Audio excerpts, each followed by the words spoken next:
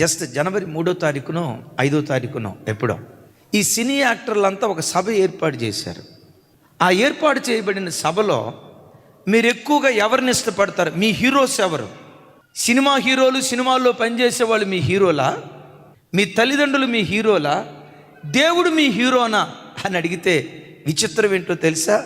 సినీ యాక్టర్లే మా హీరోలు అని 13% పెడితే, మా అమ్మే మా నాన్నే మాకు హీరో అని 3% పెడితే, దేవుడు అనే స్థలానికి వచ్చేసరికి 0.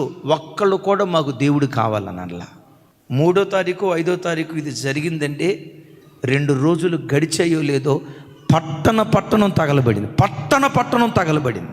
దేవుడిచ్చే ప్రతి దాన్ని ఉచితంగా అనుభవిస్తూ, పీల్చే గాలి ఎవరి భిక్ష, తినే ముద్దన్నం ఎవరి భిక్ష, నీ శరీరంలో ఉన్న ప్రతి అవయవం ఎవరి భిక్ష, నీ రూపురేఖలో ఎవరి భిక్ష, నీ రాసిక రంధ్రాలలో ఊపిరి ఉందంటే అది దేవుని దానం కాదా?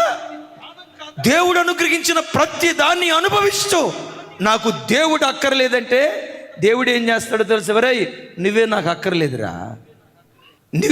అక్కర్లేదురా అని దేవుడే కనుకంటే లాస్ ఏంజల్స్కి ఏ గతి పట్టిందో ఆ మాట అన్నవాడికి కూడా అదే గతి పట్టింది.